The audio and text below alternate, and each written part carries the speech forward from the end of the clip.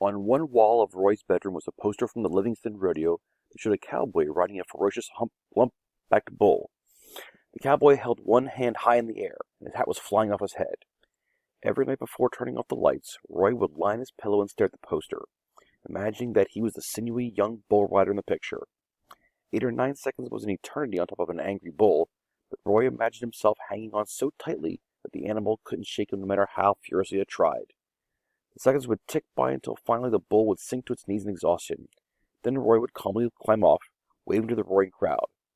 That's how he played the scene in his mind. Maybe someday, Roy thought hopefully, his father would be transferred back to Montana. Then Roy could learn to ride bulls like a cowboy. On the same wall of his bedroom was a yellow flyer handed out to drivers entering Yellowstone National Park. The flyer said, "Warning, many visitors have been gored by buffalo. Buffalo can weigh 2,000 pounds and can sprint at 30 miles per hour, 3 times faster than you can run. These animals may appear tame but are wild, unpredictable, and dangerous. Do not approach buffalo." At the bottom of the handout was a drawing of a tourist being tossed onto the horns of a fuming bison. The tourist's camera was flying one way and his cap was flying another, just like the cowboy's hat in the rodeo poster. Roy had saved the Yellowstone flyer because he was so amazed that anybody would be dumb enough to stroll up to a full-grown buffalo and snap its picture. It happened every summer, and every summer some nitwit tourist got gored. It was exactly the kind of idiotic stunt that Dana Matheson would try, Roy thought as he contemplated his apology letter. He could easily envision the big goon trying to hop on a bison like it was a carousel pony. Roy took a piece of lined notebook paper out of his English folder and wrote, "Dear Dana, I'm sorry I busted your nose. I hope the bleeding has stopped. I promise not to hit you ever again as long as you don't bother me in the school bus. I think it's a fair arrangement. Most sincerely, Roy A. Everhart." He took the page downstairs and showed it to his mother, who frowned slightly. "Honey, it seems a little too, forceful." "What do you mean, Mom?" "It's not the content of the letter so much as the tone." She handed it to Roy's father, who read it and said, "I think the tone is exactly right, but you better look up arrangement in the dictionary." The police captain slumped at his desk. This wasn't how he had planned to end his career. After 22 winters pounding the streets of Boston, he'd moved to Florida with the hope of 5 or 6 warm and uneventful years before retirement.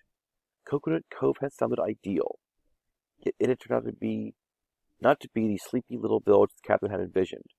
The place was growing like a weed. Too much traffic, too many tourists, and yes, even crime. Not nasty big city crime, but flaky Florida-style crime.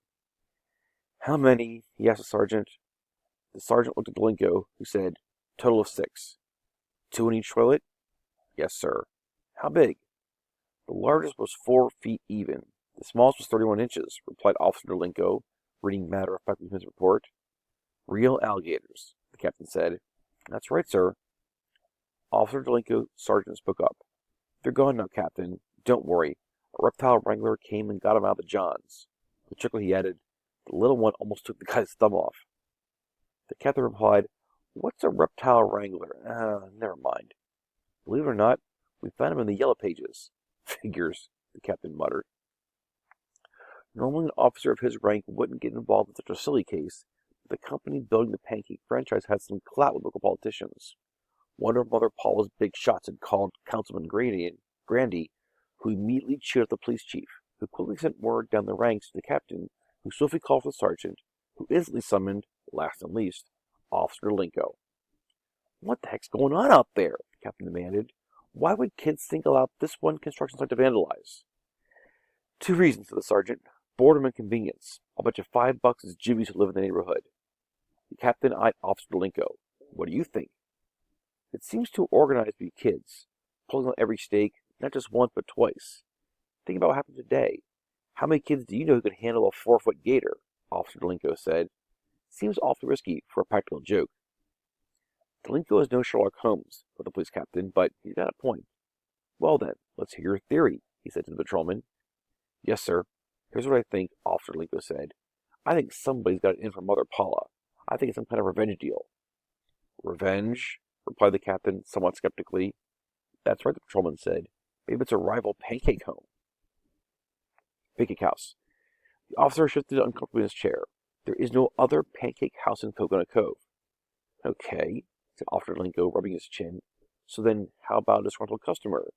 Maybe someone who once had a bad breakfast at Mother Paula's? The sergeant laughed. How can you mess up a flapjack?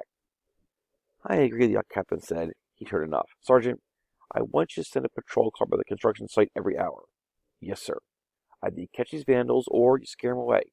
It doesn't matter to me as long as the chief isn't getting more phone calls from Councilman Bruce Grandy. Clear? As soon as he left the captain's office, Officer Delinko asked the sergeant if he could come in to work early asked the sergeant if he could come in early to work the Mother Paula patrol. No way, David. The overtime budget's tapped out. Oh, I don't want any overtime, the patrolman said. All he wanted was to solve the mystery.